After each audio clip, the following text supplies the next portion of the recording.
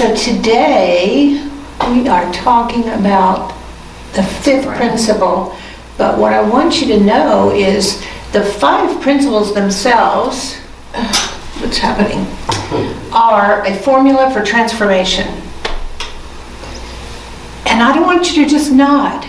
I want you to hear me, right? Because if you can really understand that these 5 principles are truth statements, and combined, they're a formula. If you get one, then you'll get another. And if you get accept, and Jeannie and Russ have been doing a wonderful job this month of really laying it out and breaking it down.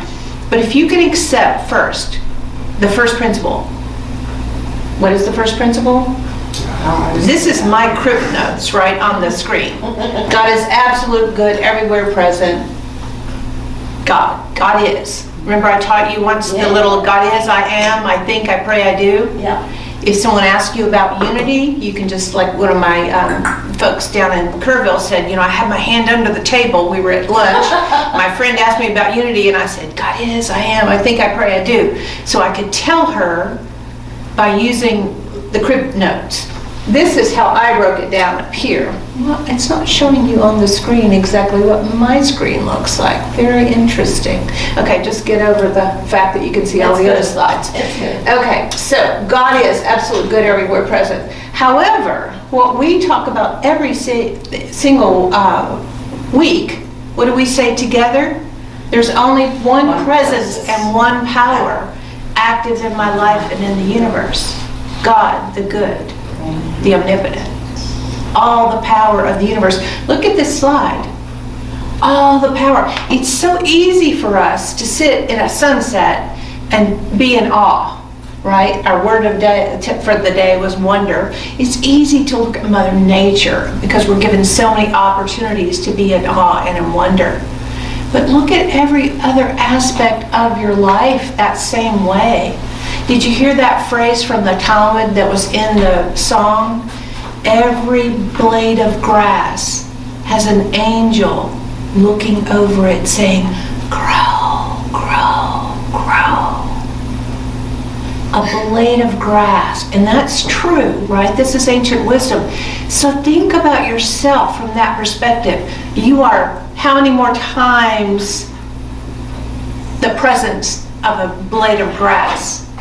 So how many angels must you have leaning over you, saying, grow, grow, thrive, express yourself? I'm sure, Lorraine, you have that experience when you're painting. It's like you have that essence that comes through you that says, express, show us who you are. And that's the second principle. We're all the presence of God. That's another picture. I'm sorry, my slides are jumping around. I am. I'm an expression of God. So just as the sunset and this beautiful Yosemite Canyon, it's easy to see God in that. But why is it so hard to see God in ourselves? When you look in the mirror, has anybody ever done mirror work where you sit and you actually look in your own eyes? Louise Hay. It's hard at first, isn't it? It's Louise Hay. Yeah, she taught a lot of mirror work because she had a lot of things from childhood to overcome that taught her that she was unworthy, that she was worthless, that she was less than worthless. She had so much abuse that she needed to overcome in order to believe this statement. I'm an expression of that which I understand when I look at a sunset or I look at a beautiful mountain range, that same energy, that creative force that brought those into existence also expresses as me. Can you really just take that in? Can you really, honestly, take that in? Yeah. You are the same expression of God as a sunset.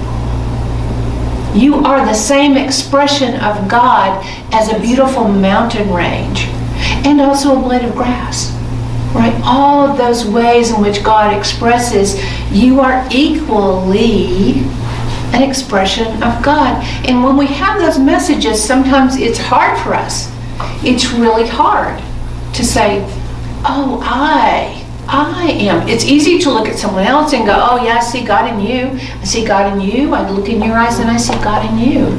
I see the beauty and the creativity of God in you, and in you, and in you. It's easy to look outside of ourselves. But the second principle, the second step in the formula of transformation is to accept this as truth for yourself. And I brought this poster from by the front door. Our essence is of God, therefore we are inherently good. How many young people do you know that believe that about themselves? Because they've made mistakes, as we all have, especially in our younger years, where we're learning our limits, we're learning our abilities. We are still in trial and error phase of who we are. Some of us, for me one, still in trial and error phase of who I am every single day when I get up in the morning. Who am I? When I learn something new, I'm like, oh, why didn't I know that when I was younger? And I could have been putting that into effect all these years. But the fact is, we learn things and then we forget them. And we learn it and we forget them. And then we learn it again and we go, oh yeah, I learned that. Why am I not practicing it? But practicing this step number 2, I am. Do you know every time you say I am, you are putting a prayer into the universe? I'm creative, I'm beautiful, I'm an expression of God, or I'm tired, I'm irritated, I can't, I don't know. And you know, about a little over a week ago, I was laid off from my job. No need to gasp, it happens, you know. I didn't take it personally, but some of my colleagues did. And I said, look, I'm fine, they're like, but look, and one of them even sent me all the salaries and bonuses of the executives in the company. And I said, okay, at least my salary is going someplace useful, and they look underpaid for the industry. And she goes, well, I agree, but still, it's not fair. And I said, I don't need to feel that way.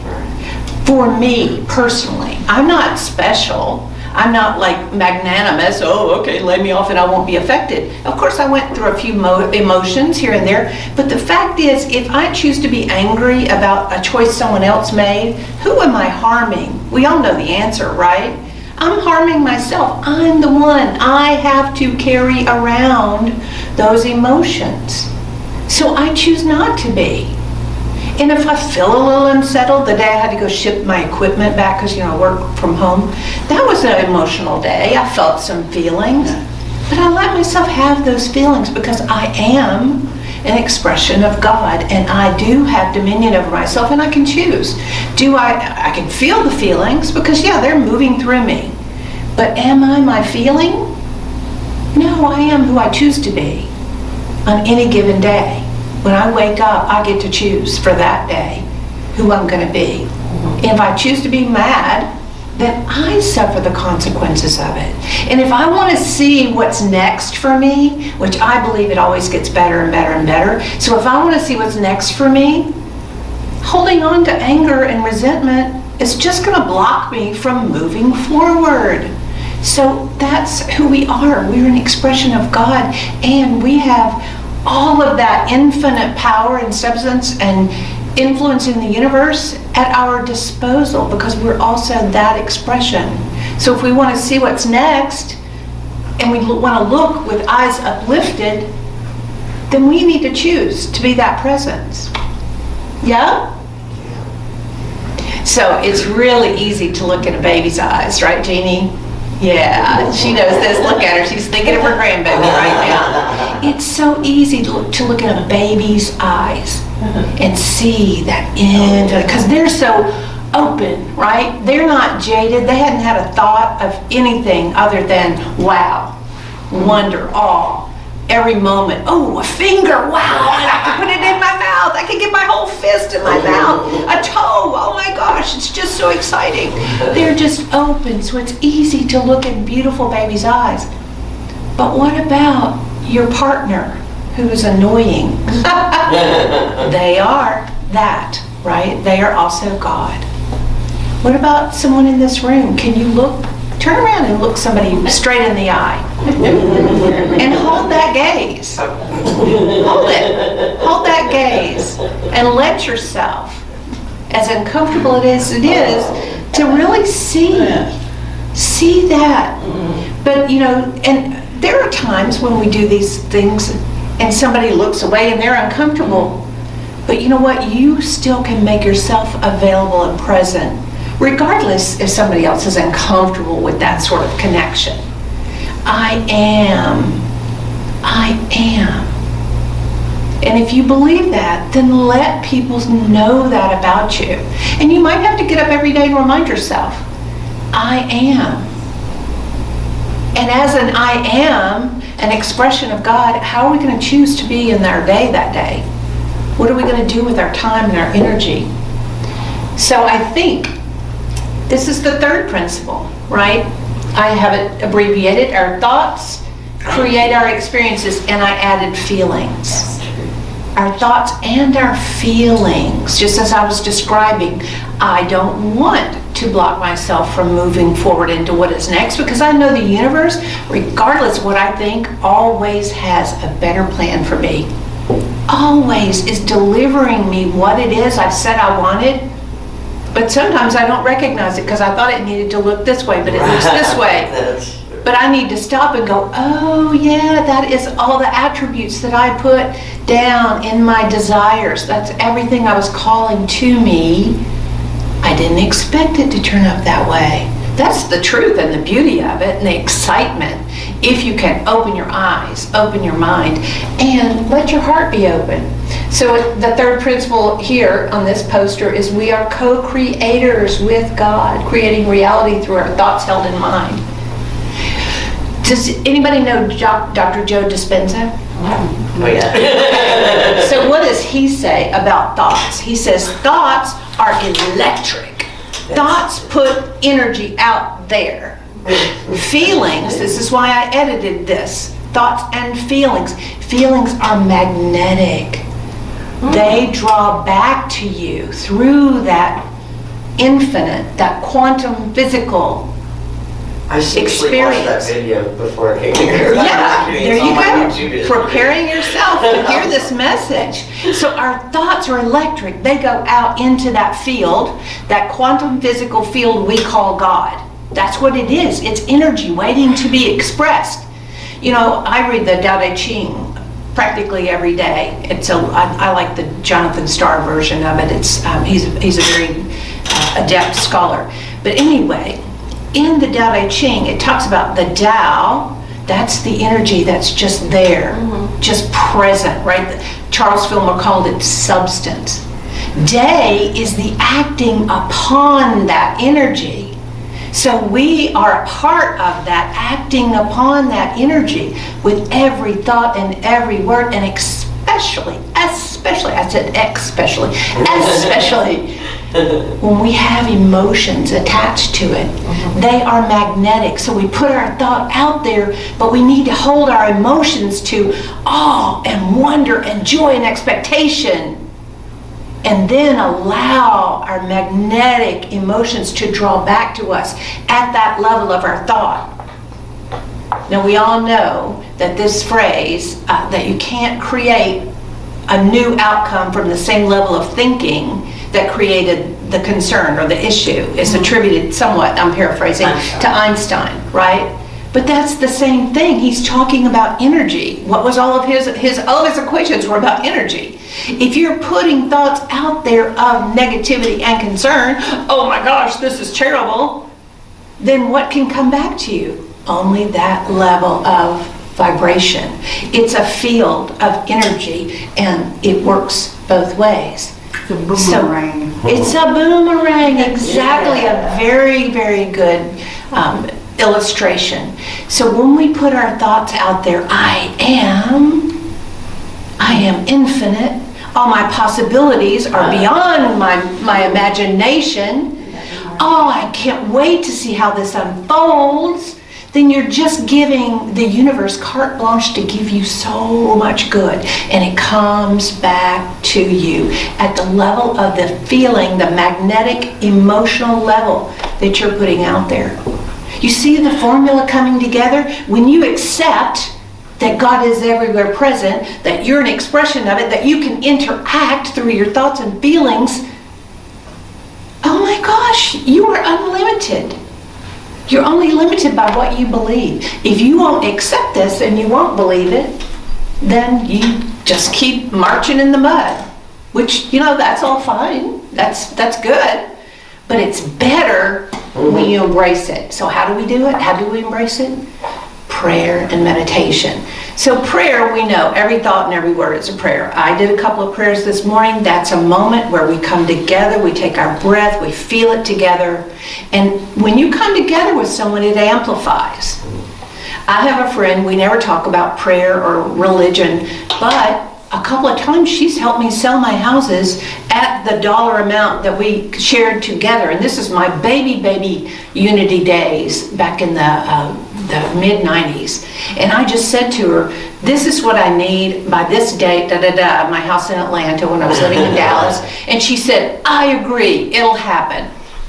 And it did, and I was signing it, my contract, the counter offer, on the day that we agreed for the amount that we agreed, which was tens of thousands of dollars more than the appraiser said my house was worth.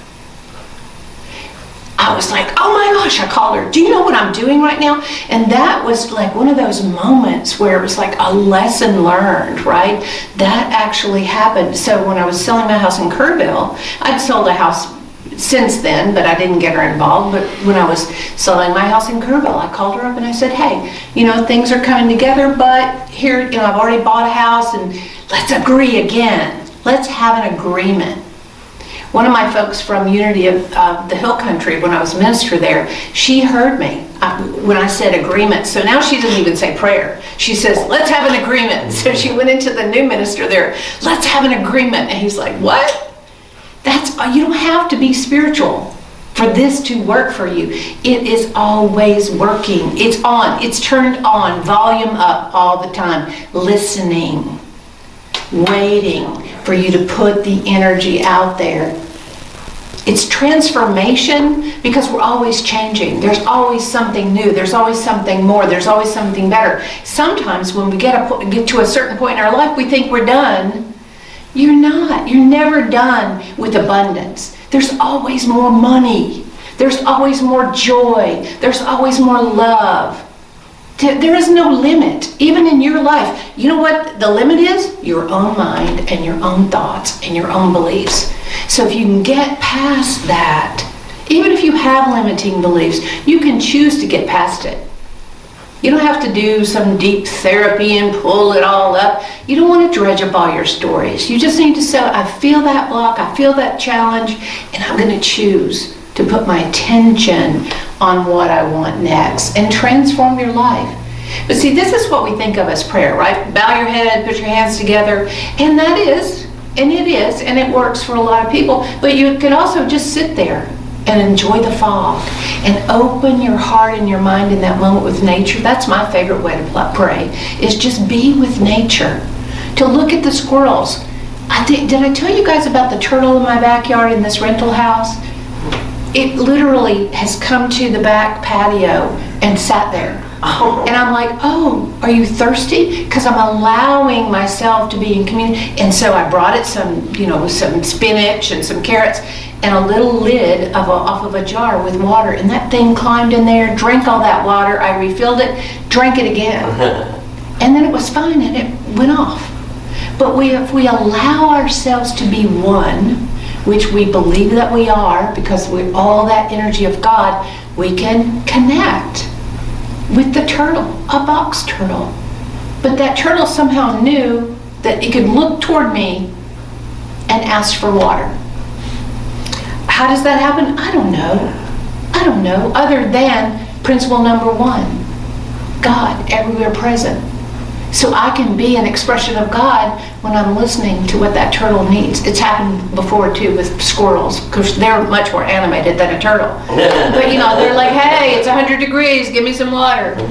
So the final one, this is really the one we want to talk about today, but you've got to really understand the buildup, right? If you understand that once you accept principle number 1, that God is everywhere and I'm an expression expression of that. And with my thoughts and my feelings and my words, I can transform, I can create in this world. And I know if I get quiet, if I do that time to get beyond my limited beliefs that maybe were given to me by my family of origin or by society or by whatever, that I can get quiet and listen to that inner voice, that which is God, and allow it to speak to me in ways that I cannot misunderstand, that I can trust when I know that the change is for good. Never resist change. Change is going to happen always, 100% of the time. And the sooner we start saying, I know this is for the best, I can't see it, but I trust that it's true, then that energy, that day in the universe can be influenced by our positive thoughts. So that's where we have to put truth into action.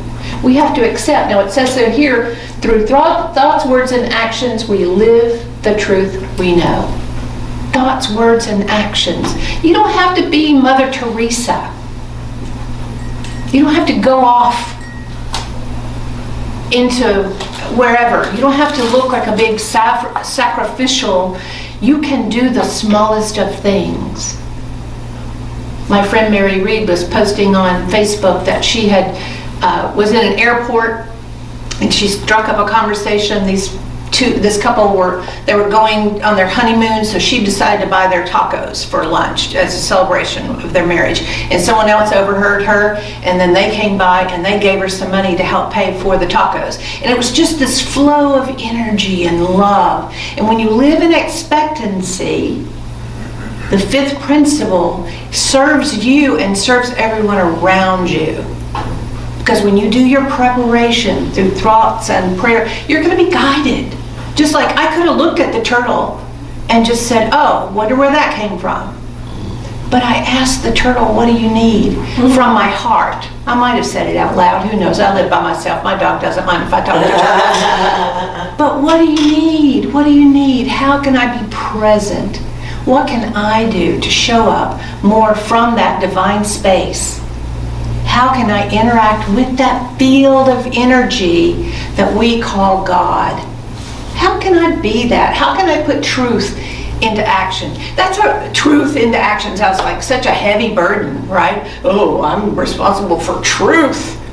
Truth, what's truth? Truth is immutable principle, the things that never change. Not my version of truth or your version of truth or somewhere in the middle. Truth being that we are actually expressions of God. That God does exist, not with arms and legs, except through each of us. But there's no angry God. There's no emotion out there judging and giving us. One friend of mine was like, and God had his neck, the heel on my neck for 2 years. I'm like, that's not possible. It's just not possible. There's no God with a pair of boots with his heel on your neck. It's your belief and your choices that have created that feeling. So this is what we are in unity. We are all inclusive. We're all about the love, and that's what, when we talk about the Bible and Jesus, our way shower, he was trying to teach us these very core principles. But you know what? Jesus is just one of many master teachers who taught these things. It's been taught in Hinduism. It's been taught in Buddhism. It's been taught in Baptist Church. Islam. Yes. It's being taught over and over. It's taught in cosmology. You know, when people are talking about astrology and the stars and the influence of the earth and the moon and the sun, it's all God. And it's all good. It's all good all the time. And we are also that. That's the magic. If you just have to remember who you are in this world, and that everyone else is also that. Regardless. Tool. It's another tool. Sure. It's a tool. It's the tool. It's the core tool. It's the tool that helps you Like if you can see yourself as divine, you can see others as divine. Sometimes it's easier for us because we've been taught other things to see others. Okay, I say you're divine, you're divine, you're divine. Sure, I agree, I believe that. But honestly, if you don't believe that for someone, if you don't believe it for yourself, you can't truly believe it for someone else because you don't believe it. But that's why I'm trying to tell you, it is true. And this is one of my favorite symbols. And last year or the year before, I did a whole talk. I've been obsessed ever since. Yes. I've seen them on people, I've seen Yes. books, it comes everywhere. Yes, and most people think, oh, it's pretty, Right. but it The has meaning such behind a deeper meaning. You look at the spiral, that's the generation of new ideas, which we're trying to get you to really, on a new level, drink this in. That's why Jeannie and Travis and I have been talking about this all month. On a new level, take that 5 principles in as your own. Begin to apply them. So as we apply new ideas, you know, we switch back and forth. We go, we try, we do, we kind of, all right, well, that isn't exactly what I wanted to happen. But then as we move on, it gets narrower. The switchbacks are tighter and closer, but you're still making progress until suddenly that idea kicks in. Oh, God is everywhere. And then the ... that's where you get to live it. I am. Oh, my prayer time is important. My meditation time. I'm not going to ask you to raise your hand if you really do meditate every day, because I think some of you, Travis gladly raised his hand, and Lorraine. It's important. It is critical, because how else are you going to listen? You know, some people like to say prayer is talking to God and meditation is listening, but that still sounds like duality. Right? We're not talking to anybody. We are creating, we're interacting with that presence. We're claiming our good. And we're listening to our own inner voice. We are all of that. We're all that. Listening to your inner voice is powerful. So we know that we can be with other people. It's described, the Unaloma, as the entire philosophy of human existence. The entire philosophy of human existence. That's a big statement.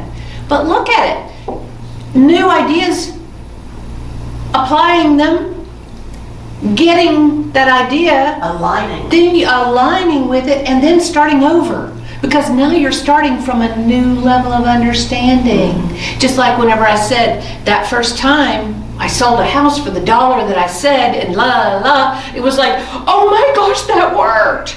It was such a, a tangible, it was more than a parking lot. We've all manifested the parking lot close to the door, our parking space close to the door. It was more than that. It was important to me, and it worked out later with absolute confidence, because after applying all that time, not just that one trick, but it's not a trick at all, it's law. It is the way it works. But it can work for you in anything you want in your life. Now you have to let go. You say, okay, well, I want this person to love me. It doesn't work exactly like that, right? You want love, you be love. That's what Jesus taught us. Be love in every circumstance, in every situation. We have to open our minds and allow love to be expressed in a diverse way, in every possible way. Then love will come to us, but will it stand up tall with the dark hair and, tall, dark, and handsome kind of physique or whatever? Maybe not, but love is still going to come to you. But you have to open your eyes and open your heart and see every time you get some love coming to you, oh, that's an affirmation that I was actually loved. Because it's coming back to me. My thoughts were loving, my feelings were loving, and love, therefore, is attracted magnetically back to me. Because I am that. I am that, which we claim as God. We are all that in expression. You can't get away from it. I love this one. Rumi, it says, if you know Rumi, the mystic poet, he said, yesterday I was clever, so I wanted to change the world. And today I'm wise, so I'm changing myself. We're never too old, those of us who are senior citizens. We're not done with life. We're just beginning. Because why? Because we're getting it. We're getting, oh, I created all of that. This messy over here, I created that. Ooh, this beauty over here, I created that. All that stuff in between, well, I created that too, because I'm really not giving it so much attention. So it's just sitting there, stewing, simmering, whatever. But I created all of it. You belong is our message. That's approved. You belong is our message to everyone. If you're watching online, if you're participating from afar, if you're watching later, this is what we want you to know is we're here. We have our hearts open. We're full of love. Because why? Because we choose it. Because we know how it works and we know we get to choose how we show up. We get to put that fifth principle into action every single day when we get up. So I'm going to ask you to embrace change. Embrace the truth. Embrace the transformation that is your life. Because you're not just where you are also where you're going. You're also some magical, mystical place that you've never been before. And when you apply wonder and awe, and you set your expectation to just find your way through that beauty, take a moment and be still. Do some meditation time. It doesn't have to be, my friend with the boot on his neck was, well, I'm doing 40 minutes a day. And I said, well, break that up to 2 20 minutes. If you're going to do 40, do 20 in the morning and 20 in the evening. But commit to it. Just give yourself 1 week.